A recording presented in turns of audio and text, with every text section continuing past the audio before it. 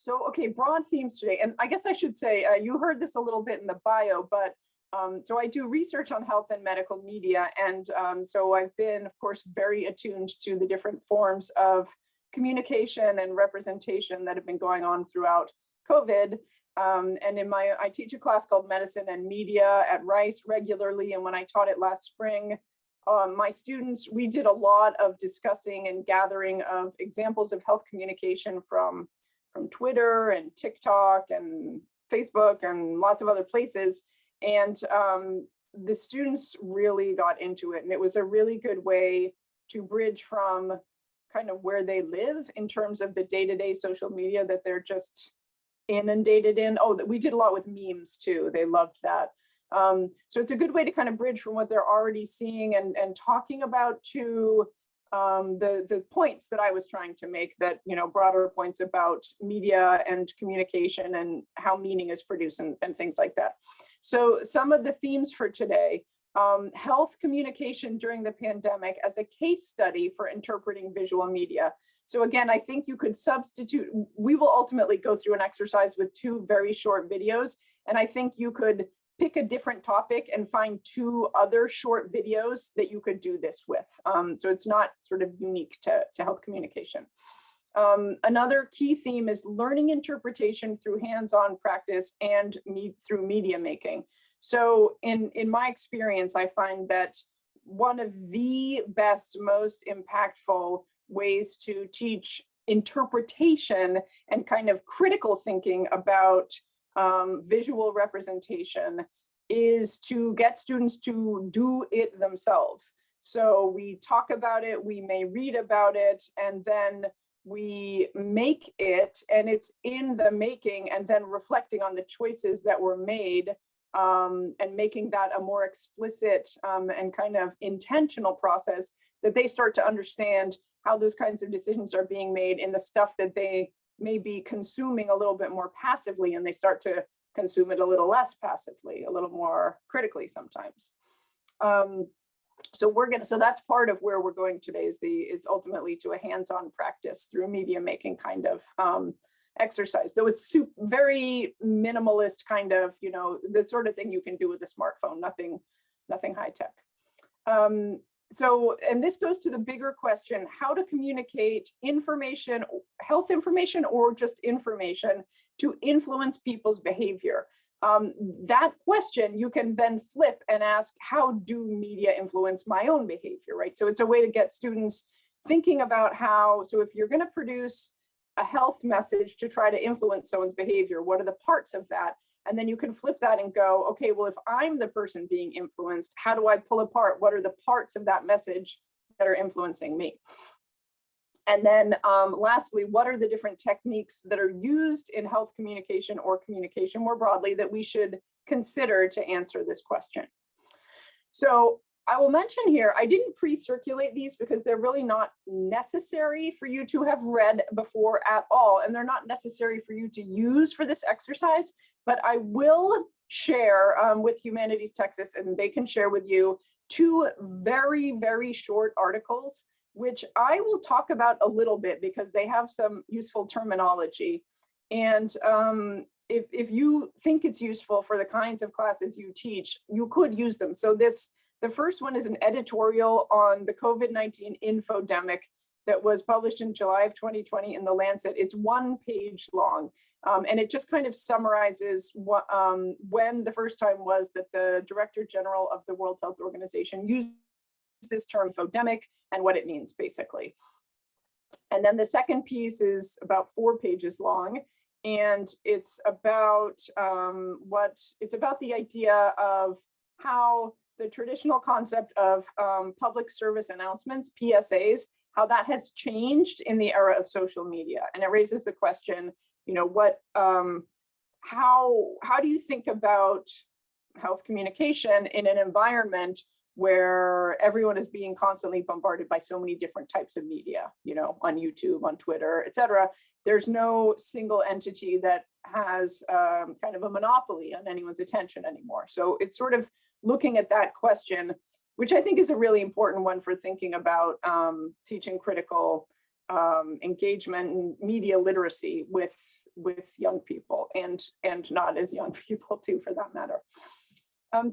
Just a couple of things about each of these readings, and then we're going to talk about a couple of videos. So in this piece from the Lancet, the COVID-19 infodemic, one of the things they talk about, of course, is fake news and misinformation and conspiracy theories, which we've all heard have really been rampant during the pandemic. They were before the pandemic too, but they've really kind of exploded in the pandemic. And the point that these things undermine trust in health institutions and programs, and in other institutions, like in institutions of government, for example, and even educational institutions. And so this points to the importance of teaching media literacy in order to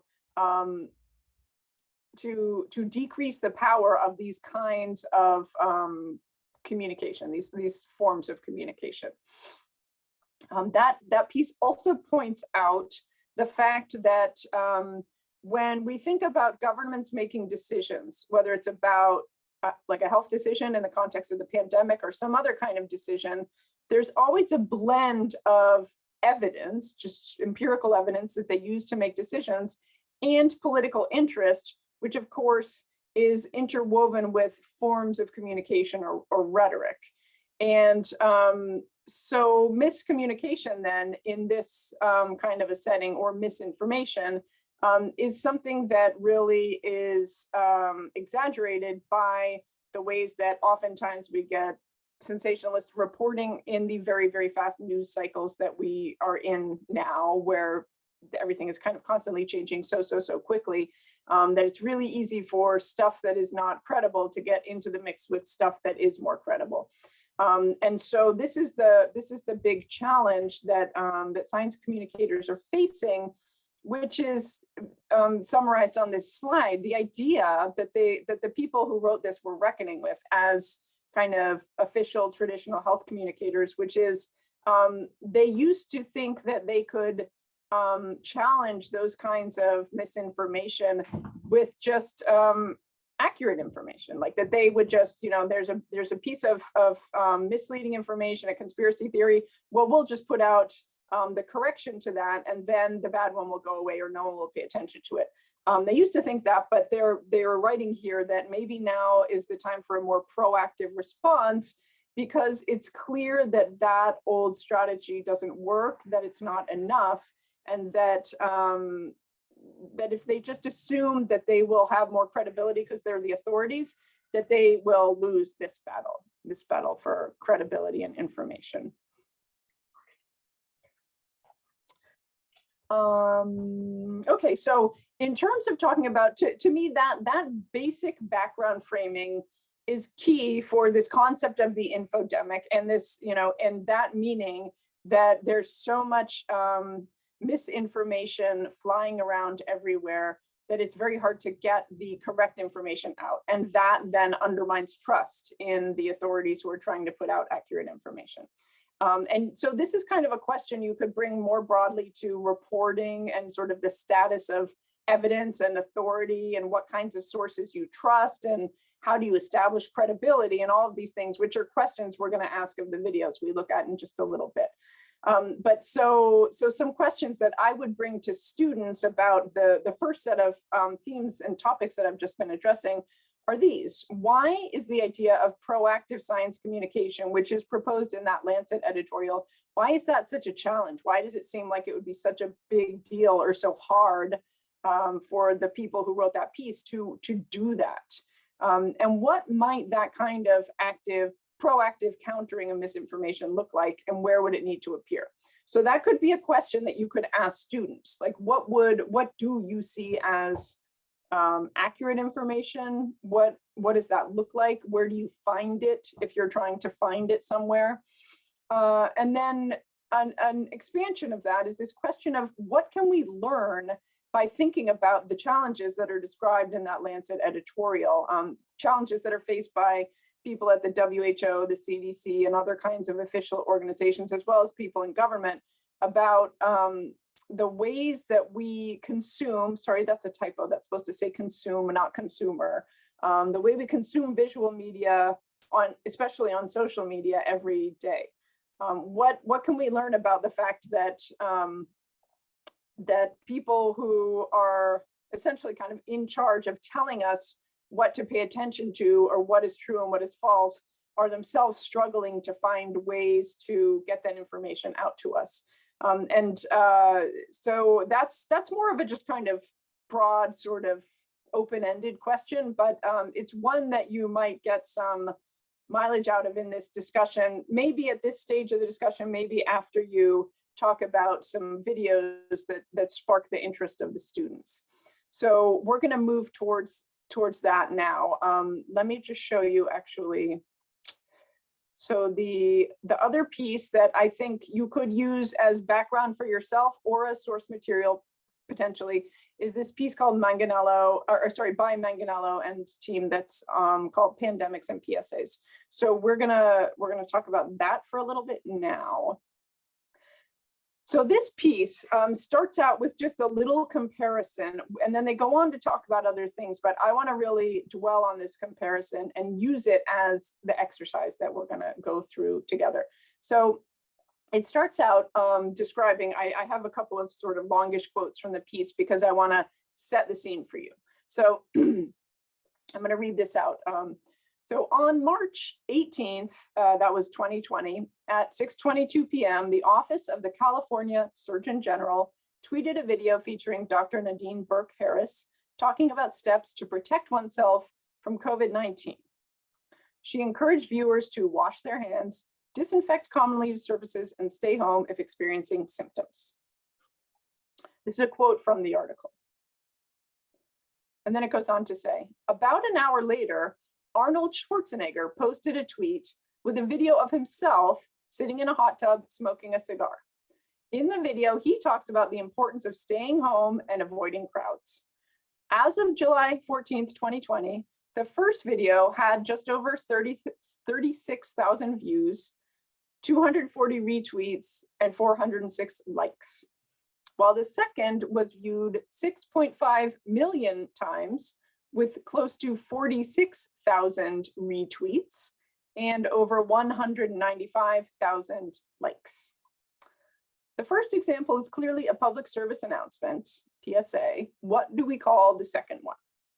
So this is kind of the framing of the article, and where they're going with this is going on to talk about how we may need to be redefining PSAs and along similar lines to the comment in the first one about the fact that the people who wrote the Lancet editorial were saying, we may need to rethink how we handle health communication in this context.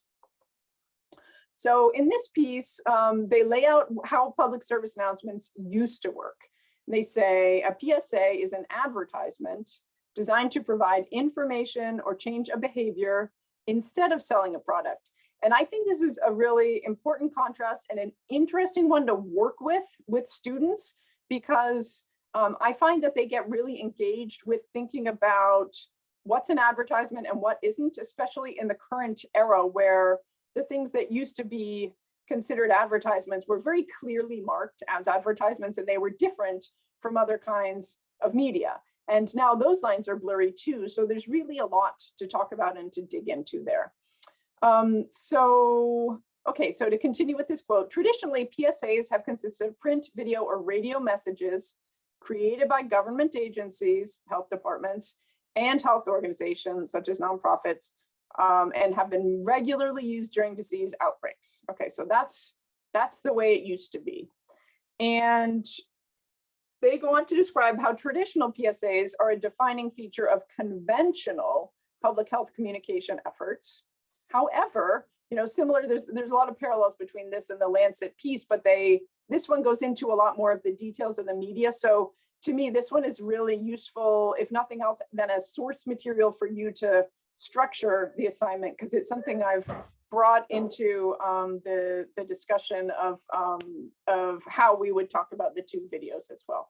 So they go on to say the new media landscape is a complex ecosystem of digital media, such as social media, and technologies such as smartphones, characterized by the creation and sharing of content much of which is user generated. And of course, that's everything on YouTube, TikTok, etc. So this is where we start drilling down to the components of analysis that we will use to discuss these videos, and which then, so I'm going to talk through this, but then we collectively are going to talk through it as an example of a kind of exercise you could do with your students. So they break down in this piece how social media have transformed who provides content, or the source, right? So in the two videos, just as an example, you have the Surgeon General of California and a celebrity, Arnold Schwarzenegger.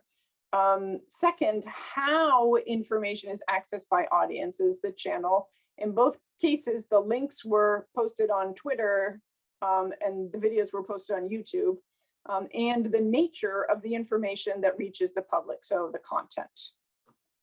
So these are some of the critical terms that ultimately we'll use to identify different components of these videos and how they either attract or don't attract viewers, and how this shapes influence, right? How it shapes how many people want to watch them, how quote unquote popular they are, etc.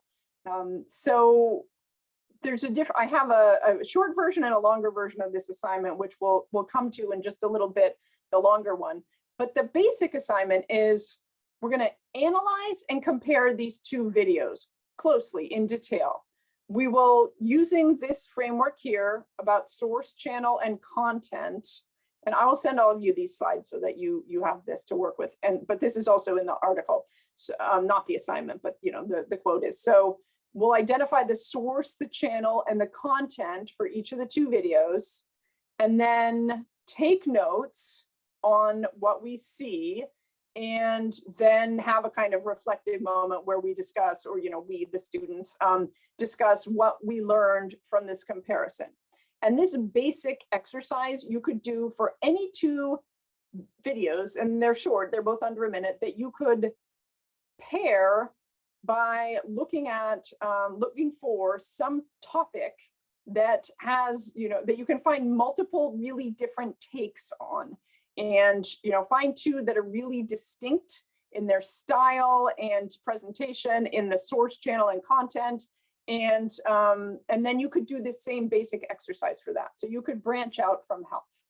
So so here are just the links, which I'll send this to you. So what I'm going to do now is I'm going to show you each video once, talk a little bit more about the article, and then we will basically be done with the phase where I'm just talking all the time, and then we'll shift to a group discussion. We'll watch them again, we'll go through a set of questions, and we'll move on from there. So first, we are just going to watch these videos. So let me, so please post something in the chat if you can't hear this. We tested it before and it seemed to work out all right. Okay, so first here's California Surgeon General, Dr. Nadine Burke-Harris. COVID-19 is a serious respiratory disease. There are simple steps we can all take to stay healthy and protect our community. Wash your hands for 20 seconds with soap and warm water. Clean and disinfect frequently touched surfaces daily. Cover coughs and sneezes with a tissue or elbow and avoid touching your face. If you do have symptoms like cough and fever, stay at home and call your doctor. When we all do our part, we can keep California healthy. For more information, visit covid19.ca.gov. Okay, so that's the first one. Now we're going to go to the second one. COVID-19.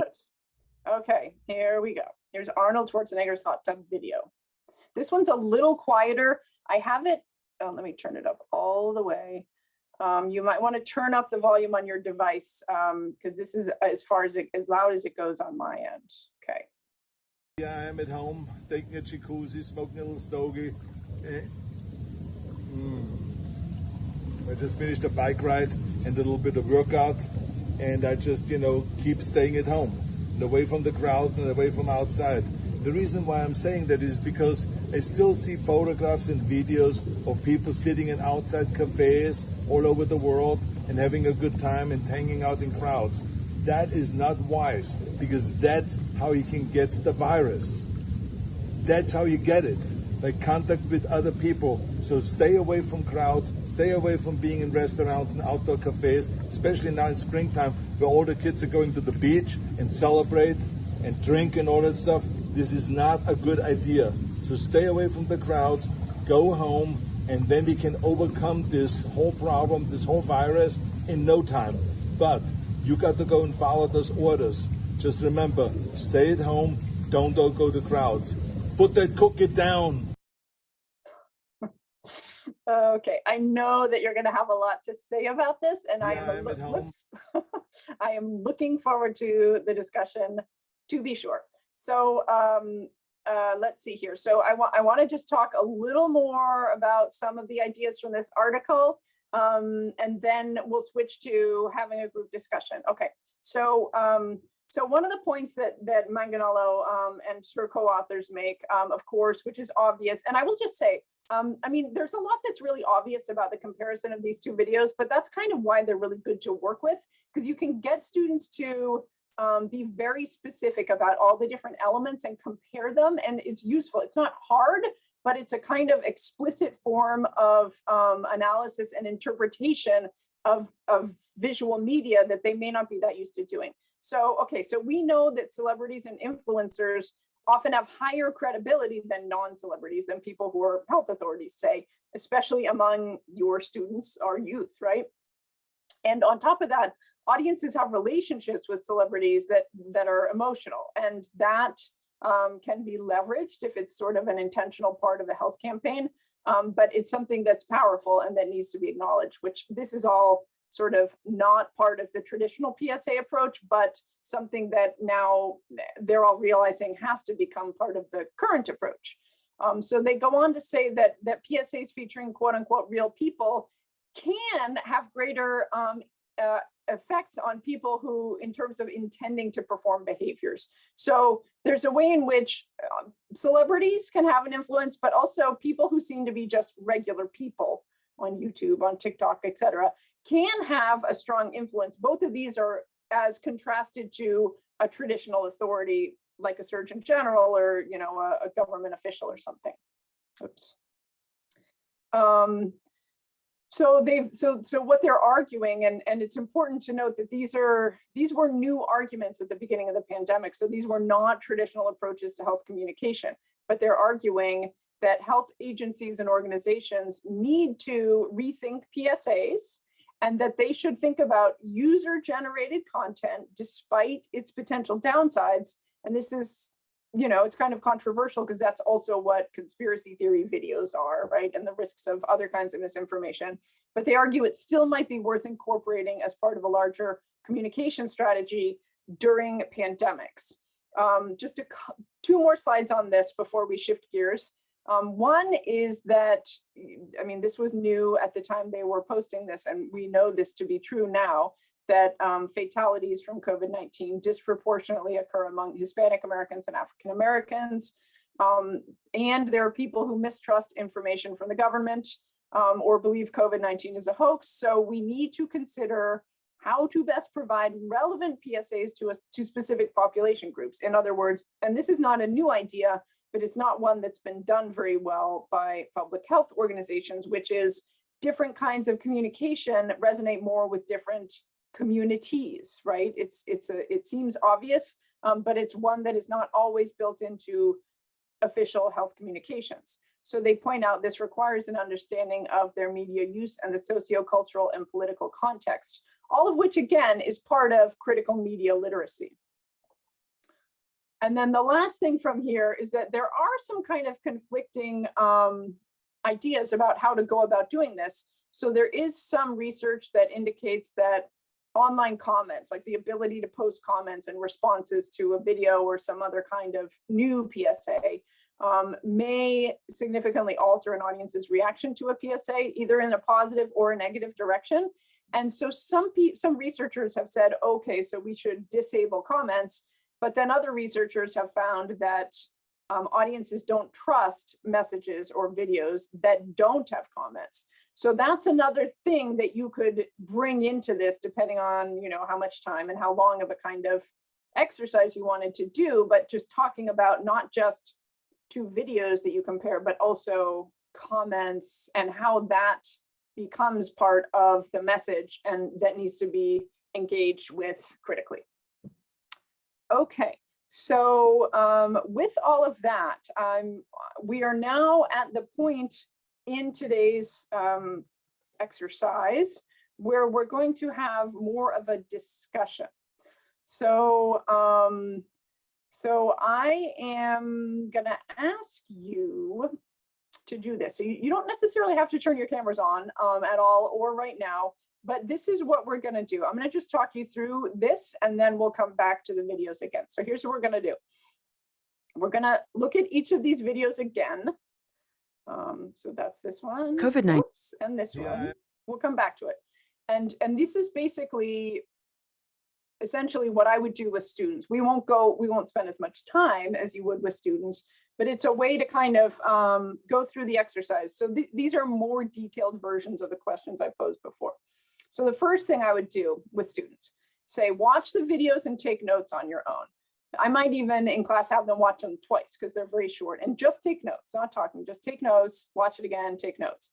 And then analyze the videos, identifying details that make each one different from the other. So ask them to describe how the videos look, everything about how they look, how they sound, what we see in them, what is said, what else is in the frame besides the speaker, what the production quality is, how long it is there any music, what kind of music is it, all of these kinds of things. How clear is the speech? Does the speech seem planned or unplanned? Is it scripted? You know, are there subtitles? All of these things, right? Is there any other media interwoven with it? Is it edited? All this kind of stuff, right? Like as much detail as possible. Write all that down. And you would probably want to, I mean, depending on how they're doing this, they would want to watch it again more than once to be able to answer all these questions. And this is part of the critical media literacy that's about really trying, not just watching it and going, haha, but like looking in carefully, you know, how is it framed? What do you see? What don't you see? Especially when you're comparing these two videos, since they came out at the same time, were roughly on the same topic, but took really different approaches. It's a good compare and contrast. So you go through all of this in really careful detail. Whoops. You also then identify the source, channel, and content for each of those. And I would, you know, put up a slide or these definitions for the students. Source is who provides the content. Channel is how information is accessed by audiences. And content is the nature of the information. So you would identify the source, channel, and content for each. And then you would get all of that detail. Then you would ask them to write down what are the general impressions or feelings you get from each video and why, or that could be a general discussion that you have after you go through everything they wrote about what they noticed. Then you ask, you know, and the source, channel, content, then you ask what their responses were. And then try to get them to reflect on how their feelings or attitudes about each of the videos relates to the style of the video, or in other words, these very specific things like how they look, how they sound, what we see, what we hear. How do those elements relate to their feelings or attitudes about the style of the video? And then ask for a broader reflection about what did they learn from this comparison. So by doing this, it allows them to see in a really clear way how these messages, which they may just, again, sort of consume in a light, you know, not super attentive way the first time, how when you really look at them, there are all of these different elements that together produce the whatever reaction it is that they have to them. And on the basis of that, there's another assignment that you could do if you, depending on what you need to do with them and how far you want to go with this, which is where the hands-on making comes in. And so, oops, sorry. we'll come back to these discussion questions. I just want to touch on this before before I go to the videos. You could then, after going through all of those elements, do this. You have the students, you say, okay, based on this exercise that you just went through, now you have to create 2 short videos. So this would take a lot of time in class. This is not an in-class exercise, but it could be something you assign them to do at home or over the weekend, and potentially in teams. So you have them create 2 of their own short and distinctly different health communication or other types of videos. And in order to do it, they have to use all those elements that they identified in the previous videos, not like representationally, not like the same components, but they have to pay attention to what they see, or what people will see in the video they make, what they will hear, what's in the frame, you know, is it scripted, all that stuff, and make 2 that kind of build out on the components that they are becoming critically able to engage with. And then also, in the short videos that they make, again, under a minute. I also differentiate them by source, channel, and content, and then have a point that they make, maybe a paragraph that they write about what each video communicates and how. So that is how, if you wanted to really build this into kind of, you know, a multi-step thing that results with them making something, which I really do find is super effective and which they enjoy doing, you could do it this way. A variation on this is that you could ask them, again, you would do this outside of class as homework, you would ask them to go out and find 2 different videos like the 2 in this exercise and compare and contrast them. They would have to pick 2. The real exercise, though, is that they would have to pick 2 that are fundamentally different along the terms of analysis that you've been discussing with them, and then explain why. So that you could also do it that way if you didn't want them to be making the videos themselves.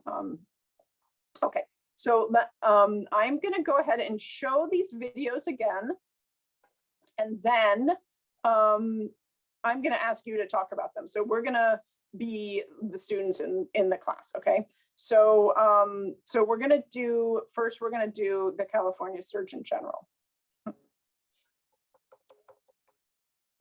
Okay. So we're going to watch this again, and then I'm going to ask you all these questions about what you see, what you hear, etc. Okay, so I'm going to ask you to talk after we do this. All right, so here goes this video. COVID-19 is a serious respiratory disease.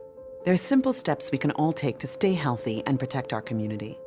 Wash your hands for 20 seconds with soap and warm water. Clean and disinfect frequently touched surfaces daily. Cover coughs and sneezes with a tissue or elbow and avoid touching your face. If you do have symptoms like cough and fever, stay at home and call your doctor. When we all do our part, we can keep California healthy. For more information, visit covid19.ca.gov. Okay, I'm going to go back to that one, and then I'm going to stop sharing my screen for a minute so that we can have a discussion. So I'll just remind you that some of the questions that I would ask the students are: identify details that make each video different from the other, describe how they look, how they sound, what we see, what is said, what else is in the frame besides the speaker, production quality, length, etc. So what did you notice? You may just go ahead and unmute and speak, or you can text in the chat if you want to do it that way. So what did you notice about what you see and what you hear?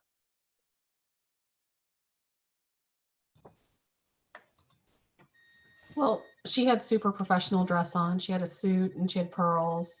And he, of course, was just hanging out in his hot tub with nothing on, like just smoking a stogie. Yeah, let's stay just on the California Surgeon General just for now, so we can go in tons of detail as much as we can. But that the pearls is a really great observation. It's an excellent detail because it's one of those little things that is not the main point, but you noticed it, right? So what else? What else did you or other people notice about the Surgeon General's video? In the background were books and flags, US and California. Yes. Production value was high. Someone said semi-blurred background to focus on the speaker, which also, again, it reinforces the idea that production value was high, right? She had captions for the hearing impaired so people could listen on mute. Yep, exactly. What else? I'm going to put just the image up on filmed in office, California for you flags, government, easy to follow. Yes, closed caption hearing. Yes, exactly. Here, let me, I am gonna, oh, I'm gonna share my screen again so we can look at this. Let's see, where'd my thing go? Oh, here it is, okay. Okay, so please keep the comments coming. What else? Can you see the image again? Okay, what else did you notice? You see I'm scrolling. It introduced her and her credentials at the beginning of the video. Yes, that's a really good one. She was very articulate and spoke very clearly and at a slower pace. Yes. Music was also playing in the background. Yes. It's really interesting doing these exercises, how often students don't notice music, especially music that is meant to have some kind of emotional effect. In this one, it's just sort of this light kind of piano, but when it's played for emotional effect, oftentimes people don't comment on it, which I think is quite interesting. Photos and frames blurred, couldn't see who's in them. Yes, great observation. But it's also kind of bright and kind of optimistic. Right, yeah, even though the music, yes, so exactly. It's not like foreboding music, right? So it's important to know what kind of tone that might set. And it ended with a shot of the website to visit. Yes, exactly. So, you know, that's typical for a PSA that they would give you a call to action at the end. Go to this site for more information. Or, you know, if they were producing this more recently, they would probably say, go to this site to learn how you can get vaccinated or something like that. She looks professional, every hair in place and light makeup. Yes, definitely. Yep. These are great observations. What else? Anything else? Blazer, professional, but white tee, casual. Yeah, so she's not super, she's not overly authoritative in an alienating way. Did not mention anything super scary about COVID-19. Yes, good point. It's not, right. This is not meant to scare you into, you know, submission or to kind of use threat tactics. Not wearing an Hermes scarf, for example. Yes, right, right. She's not looking kind of like in a way that would make her seem very different potentially from the viewer she's trying to reach. Very specific regarding precautions. Yes, very clear and direct.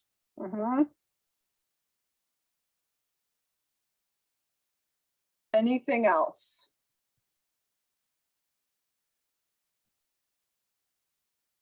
Looking directly at the camera. Yes, good point. And she's young. Yes, good point. Talking to me. Right, right. So it is a direct message that clearly is meant to enlist our attention as, you know, like this is for us. I'm talking to you. I'm trying to help you. This is, you know, me talking to you. Okay. All right. Let's move on now to the next video. I wish the volume were a little louder, but I hope you all can hear it enough. Okay, let's do this one again. Here I am at home. Oops, wait, sorry, let me get that all the way up. Okay, here we go. Here I am at home, taking a jacuzzi, smoking a little stogie. I just finished a bike ride and a little bit of workout, and I just, you know, keep staying at home and away from the crowds and away from outside. The reason why I'm saying that is because I still see photographs and videos of people sitting in outside cafes all over the world and having a good time and hanging out in crowds. That is not wise, because that's how you can get the virus. That's how you get it, like contact with other people. So stay away from crowds, stay away from being in restaurants and outdoor cafes, especially now in springtime where all the kids are going to the beach and celebrate and drink and all that stuff. This is not a good idea. So stay away from the crowds, go home, and then we can overcome this whole problem, this whole virus in no time. But you got to go and follow those orders. Just remember, stay at home, don't go to crowds. Put that cookie down. Okay. All right. let's see here. I'll leave it on there so we can see him, but I'm also gonna try to get you all up here. Okay, so same exercise here. And I see some people have already been posting. Look at his puppy. Yeah, very casual. Dog wandered through, towel on the ground, hat, sunglasses. He's being filmed by someone, but not a crew. Yeah, you can. And how did you notice that he was being filmed by someone? Let's see. Arnold being Arnold, ex-governor, confidence. Whoop. Stay home message loud and clear. His directive at the end is funny. Allusion to movie characters. Sheriff. Yeah.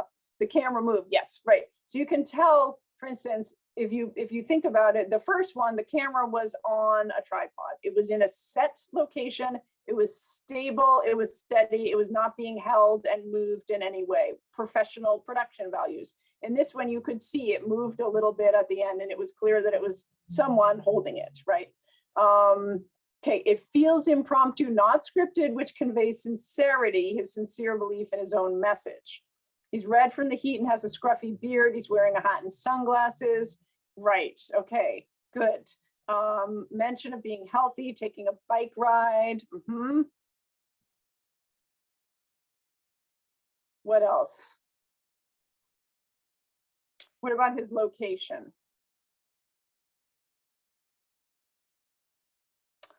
Yet he's smoking a cigar, exactly. Lack of staging can also feel more authentic to people. He's right, he's in his backyard. The audio was clearly not professionally done. The water's muffling his words. That's right. You can, if you're able to hear this on a louder system, you can hear it, you can sort of hear the bubbling. It's like, it's just like a little friction on the audio soundtrack. But also there's clearly not a mic outside the camera because you can't hear him super clearly. He's presumably in a swimsuit, right? As compared to the very professional attire of the previous video. Yes, what else? Someone already commented on the dog wandering through the background.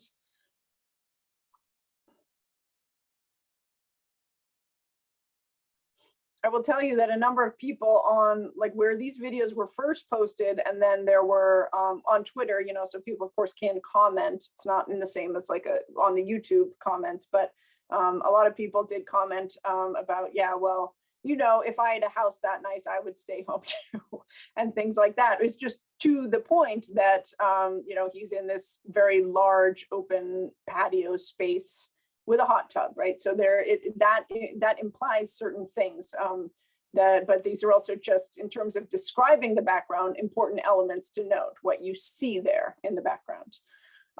He appears to be following his own advice, staying at home with his family. Someone says they're actually surprised he's smoking. There's debris on the patio, not cleaned up for the video. Yeah, it's not very carefully staged. If you compare the framing of the first video to this one, it seems somewhat haphazard. It seems like it's just a like almost totally impromptu kind of thing, right? And yes, he is known to be a big cigar smoker. That's right. Anything else about this one? The tone is much more relaxed and relatable than the other, But the lack of staging also opens dialogue with him, the video, in a way the PSA doesn't. Yeah, exactly, right? The other one clearly feels produced, and in that way it also feels kind of canned. Like there's no sense that you could respond, for example, to that other video. There's no sense that that other video is trying to engage you in a dialogue. Here, the way that he's talking, it sounds like he's talking to someone, to us. Though the other one also addressed us, it was much more from a place that we couldn't respond to. It was not like a casual kind of conversation. In this one, there is a sense that people are going to respond, and then maybe he'll respond again. So someone says they think it's interesting that he thinks his video might have so much impact, right? He repeats some phrases. Yeah. Dana, what does your emoji mean?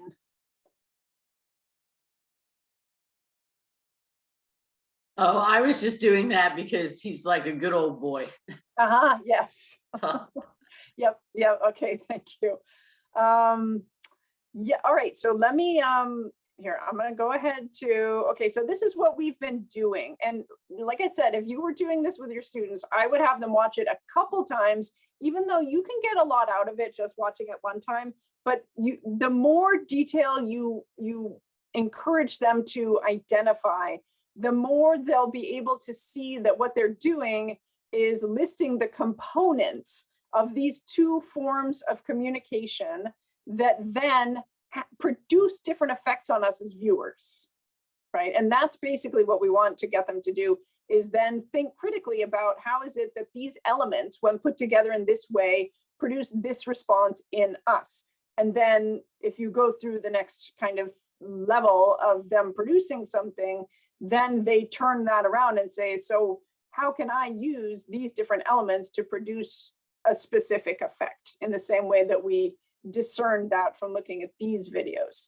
So you can still see my slide, right?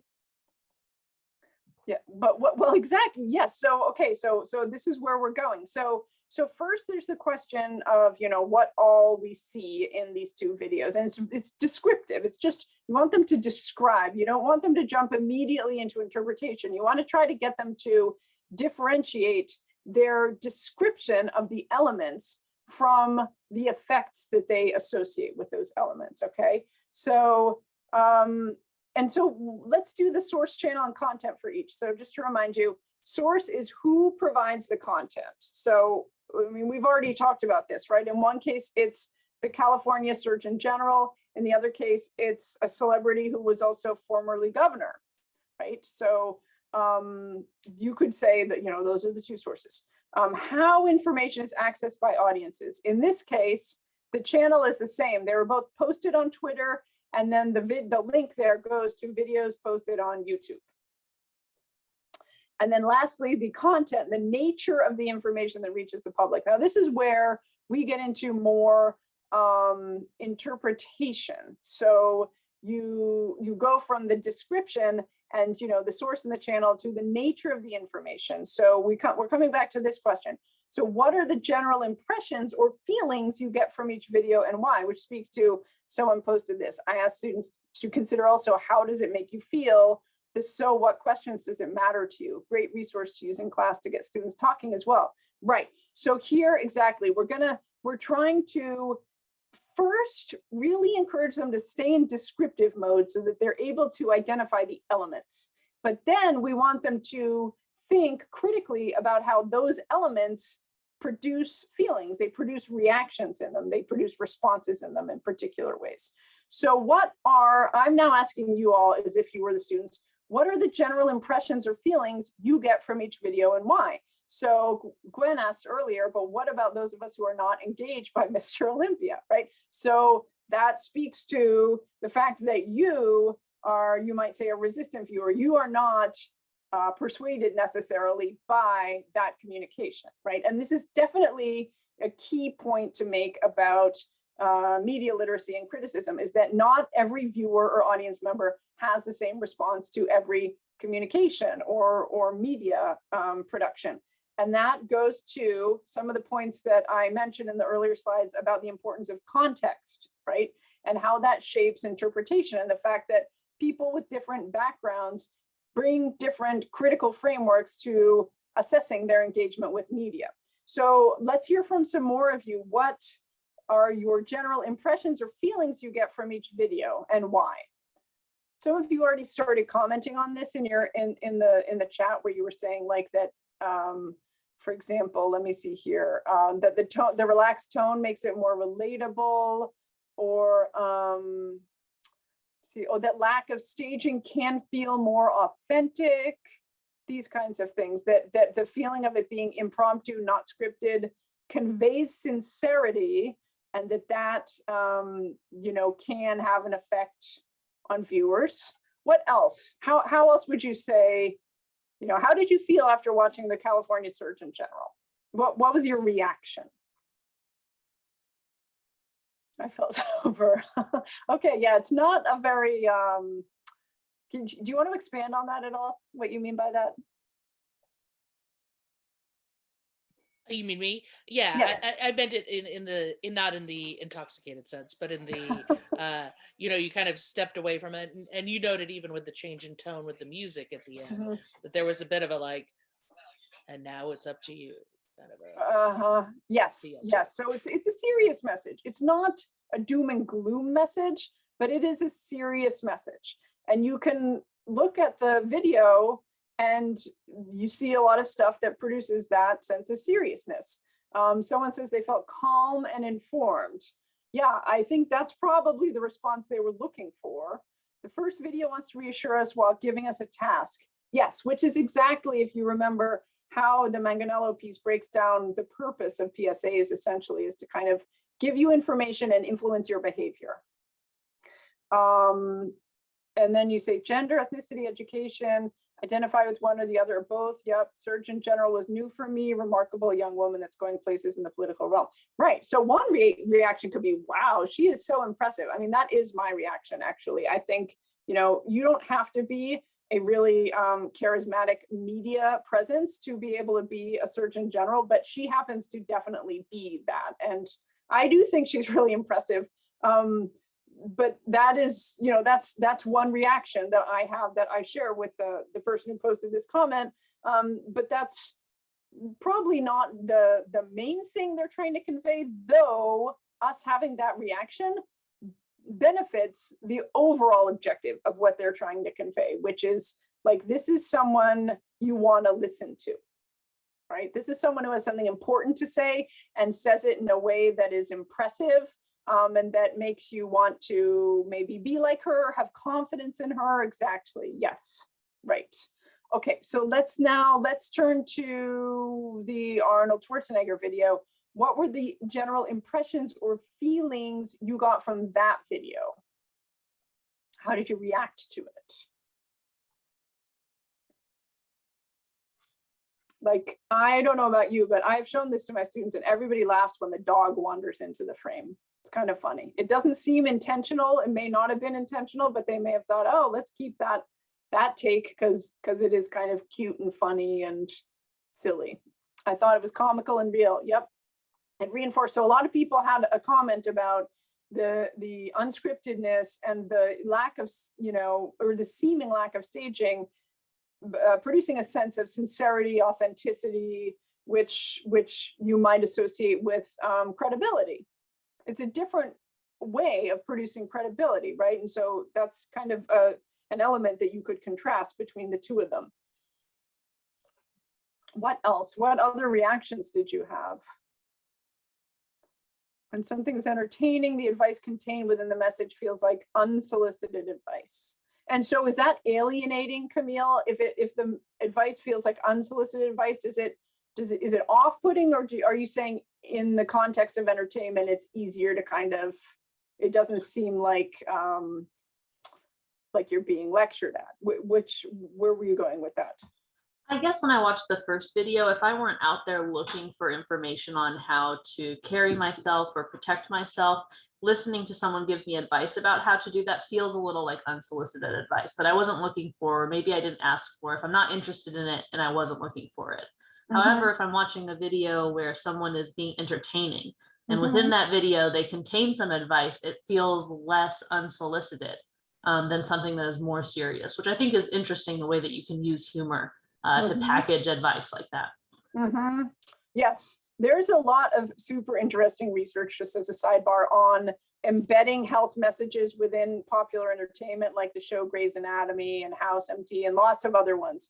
And it is really effective, especially with characters who are popular and sort of beloved characters. And if you weave it into their storylines, information sticks with viewers a lot better. And so that speaks to this point that is made here, that Schwarzenegger's been a two-term governor, must have a great rapport with citizens of California, both parties, well liked in our nation's cultural history, political too. So you could think of him as essentially a character in a way, in that he is a popular media figure, in addition to having what you could consider in this way to be these other credentials. They're not health credentials per se, but it gives him a certain kind of authority in the popular media landscape that might influence people to listen to what he says and take it in without necessarily resisting it because it seems like they're being told what to do. Let's see, I'm surprised that he didn't use come with me if you want to live rather than put down the cookie. Yes, that's a good point. I'll be back. That's right. So your comments, underscore the point that the Manganello piece makes at the beginning about how many more times that video has been viewed and liked and retweeted or shared or whichever it was that they said about it. And here, I think, to me, one of the things that's really useful about this comparison is getting students to think about how all the elements that are in his video are similar often to the kinds of user-generated media that they're talking about in these two articles that are just the sorts of things that your students are watching on YouTube all the time, right? Influencers or, people that are gamers who, they watch playing video games and that kind of thing. It's not high production values. It's unscripted. It's not carefully staged. It's all these things, though not by someone who has the same level of celebrity, but they can sometimes gain that level of celebrity through their exposure on these kinds of platforms. So looking at these different elements and being able to associate them with some of the feelings that they have about what they like online and why, and then using that to do a kind of critical analysis of some topic that is important to the things you're teaching about. Again, I use health communication because it's what I work on, and it's a very current topic, so it's familiar to a lot of people. But you could do this in a lot of different domains. So let me just move along to, a couple of other broad discussion questions that I just wanted to make sure to get to with you that I think are kind of, they're useful framing for this broader discussion. And again, you could replace science communication with, for example, political communication, if that was more your focus. And these are the questions from the beginning. Why is the idea of proactive science communication a challenge? Coming back to this question with these two videos in mind. So the California Surgeon General is the proactive science communication. Why is that a challenge? What might that type of active countering of misinformation that the Lancet piece calls for, what might that look like? And where would it need to appear? So here again, at the end of this, you could come to the students and say, okay, so, what would be the best ways to produce health information, health communication that would appeal to you? Where would it have to appear? Who would be in it? How would it be shot? How would it look? How would it sound? All of these things. And then more broadly, what are the big picture topics, if you want to kind of go out to that level, what can you learn from thinking about the health communication challenges faced by these official entities, whether it's the state of California or the WHO, CDC, these kind of supranational associations in relation to the ways that we consume visual media every day. So again, thinking about this question, if you say to the students, if you were in charge of health communication in this pandemic, how would you go about reaching you and your friends? How would you do, but with credible information, that's, fact-based and all the rest of it. So you have to bring that in somehow, but what form would you do it in? How would you answer all these different questions? What do you see? What do you hear? Is there music? What's in the background? What are they wearing? All that stuff, right? And that is where you jump off from to do this exercise. Whoops. Which, again, I find really, really impactful because it's a way to kind of really reinforce the stuff that the students learn in this exercise, because they have to then do it themselves and they have to think about all the elements. What are they wearing? Where are they? What do you hear? What do you see as they do this stuff? So just to wrap up, these were the themes that I started with for today. And I think it is now time, it's slightly over time, to open up for questions. So does anyone have any questions?